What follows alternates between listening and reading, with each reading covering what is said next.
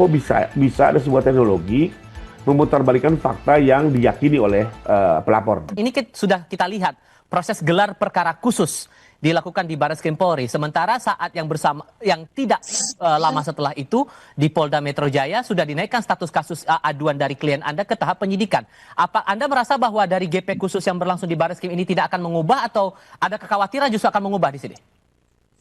Ya, kalau kami sih berpandangan gelar perkara khusus yang terjadi di Barreskrim itu berdiri sendiri dengan tujuan mengevaluasi penyelidikan yang sudah dilakukan oleh pihak di Treskrimum Barreskrim. Nah, sementara yang di Polda sendiri itu juga berdiri sendiri ya, dan kebetulan di hari yang sama mereka juga ternyata melakukan gelar perkara.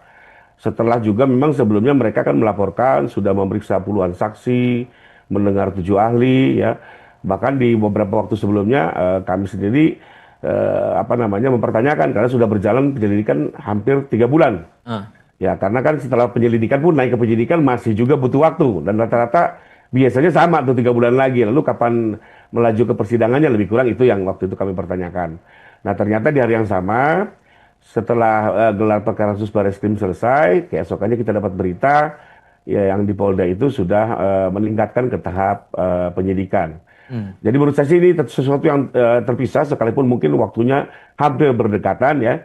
Karena sampai sekarang pun juga untuk yang gelar perkara khusus Barreskrim kan belum ada hasil. Iya. Jadi bagaimana kita bisa mengkaitkan karena belum ada hasil juga yang di sana. Oke. Satu hal lagi bahwa dari pihak Roy Suryo CS masih merasa ada upaya kriminalisasi dengan memasukkan pasal dalam Undang-Undang ITE. Menurut Anda, Bung Rifai, gimana membaca itu? Tidak, jadi kan memang kalau di pasal 27, jadi gini, kalau pencemaran nama baik dan fitnah itu di dalam Undang-Undang ITE diatur dalam pasal 27. Jadi ada memang lex spesialisnya, karena kalau 310, 311 itu kan di KUHP.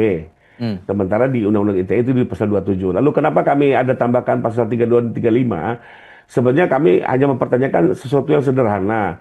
Bagaimana ada sebuah tampilan ya, lalu menggunakan aplikasi IT tertentu, dan ijazah Pak Jokowi langsung dinyatakan palsu. Nah, kan kami hanya melihat apakah satu itu. Lalu kedua ada lagi satu penggunaan aplikasi tertentu yang seolah-olah ijazah Pak Jokowi itu sebenarnya dimiliki oleh Dulmatno. Ini kan sesuatu yang sangat berbeda dari keyakinan Pak Jokowi. Karena Pak Jokowi sendiri yang menjalani perkuliahan, beliau sendiri juga yang menyelesaikan perkuliahan hingga memperoleh ijazah itu dari UGM. Kok bisa-bisanya kemajuan teknologi hari ini gitu ya bisa membuat sesuatu yang diyakini benar menjadi betul-betul terbalik 180%.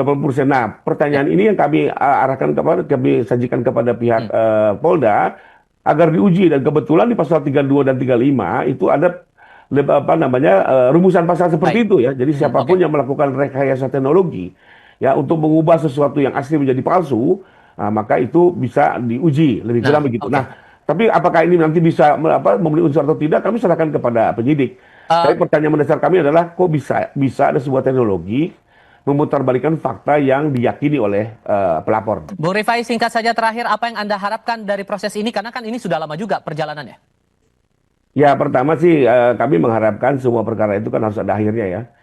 Baik yang kami laporkan di Polda maupun yang diajukan oleh TPO kepada Pak Jokowi di Barreskrim.